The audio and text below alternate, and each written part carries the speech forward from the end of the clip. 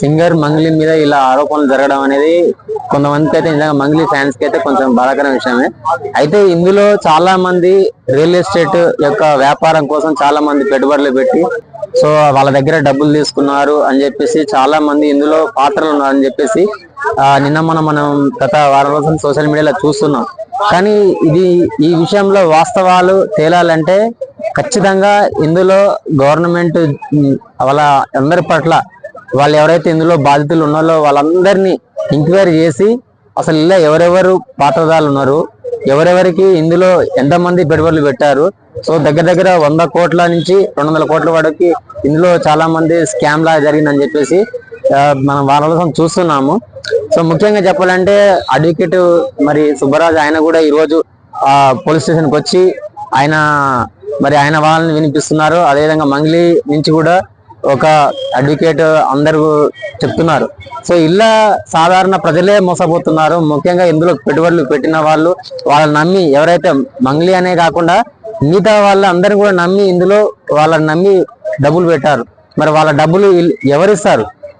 ఇప్పుడు వీళ్ళు బాగానే ఉంటారు, వాళ్ళు బాగానే ఉంటారు. సాధారణ ప్రజలకు ఇది న్యాయం జరిగే విధంగా అటు పోలీస్ డిపార్ట్మెంట్ కానీ ఇటు న్యాయ వ్యవస్థ కానీ సో అందులో ఎవరైతే మేము న్యాయం కల్పిస్తామని ఏదైతే నమ్మి పెట్టుబడులు పెట్టించారో వాళ్ళు కూడా ఖచ్చితంగా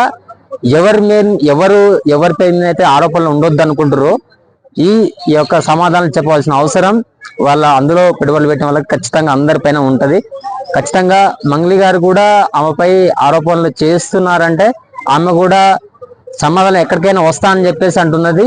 సో ఖచ్చితంగా అది ఒక గొప్ప విషయం అని చెప్పాలి.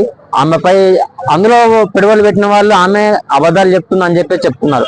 సో వీటన్నిటి నిజాలు తేలాలంటే మాత్రం ఖచ్చితంగా గవర్నమెంట్ మంచి నిర్ణయం తీసుకొని సో పెట్టుబడులు పెట్టిన వాళ్ళని మంగ్లీ పైన ఎవరైతే అది మరి ఒక దందాలా చేస్తున్నారో పేర్లు పెట్టి వాళ్ళందరినీ కూడా తీసుకొని ఒక దగ్గర పెట్టి మనం ఒక ప్రెస్ మీట్ లాగా పెట్టి వాళ్ళ ముగ్గురిని ఎవరైతే వాళ్ళందరూ ఉన్నారో పెట్టి ఒకసారి నిర్ణయం ఒపీనియన్స్ అడిగితే ముఖం ముందరనే తెలియపోతుంది ఎవరు ఏంటి అనేది.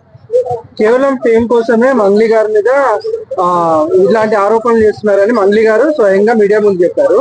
అది ఎంతవరకు నిజమంటారు అన్న? ఇక్కడ ఆయన ఫేమ్ పక్కన పెట్టండి, ముందు మంగ్లీ గారిని పక్కన పెట్టండి. ఇక్కడ నష్టపోయేది కొంతమంది పేద ప్రజలు. అందులో పెట్టిన వాళ్ళు బిజినెస్ మ్యాన్స్ వాళ్ళు ఉండొచ్చు, కానీ పేద ప్రజల డబ్బు కష్టం చేసుకొని పైకి ఏదో అభివృద్ధి అవుతాము అని చెప్పేసి చాలా మంది నమ్మి పెట్టుంటారు. సో ఇలాంటి వాటి పైన ప్రోత్సహించడం కూడా చాలా పెద్ద తప్పు సింగర్ మంగ్లీ గారు కూడా. ఎందుకంటే ఇలాంటి పైన చాలా మంది బెట్టింగ్ యాప్స్ పైన హీరోలు కొంతమంది సోషల్ మీడియాలో ఉన్న వాళ్ళు కూడా వాళ్ళందరూ కూడా గతంలో కొన్ని తప్పులు జరిగినాయి. సో కొంతమంది హీరో మీద కూడా విజయ్ దేవరకొండ మీద కూడా మన రీసెంట్ గా వచ్చింది ఈ బెట్టింగ్ యాప్ ని. వెంటనే వచ్చి ఆయన స్పందించండు, క్లారిటీగా క్లియర్ గా ఫ్యాన్స్ కి ఇబ్బంది అవుతుంది, ప్రజలు కూడా క్లియర్ గా ఇన్ఫర్మేషన్ ఇచ్చారు. సో ఎవరైనా సరే ఖచ్చితంగా మంగ్లీ గారు కూడా వాళ్ళైతే బాధితుల పక్కన అండగా నిలబడాలి. వాళ్ళకి న్యాయం చేకూరే విధంగా పోలీస్ డిపార్ట్మెంట్, న్యాయ వ్యవస్థ వాళ్ళందరికీ న్యాయం చేకూరే విధంగా చూడాలని మనస్ఫూర్తిగా నేను కోరుకుంటున్నా. Thank you.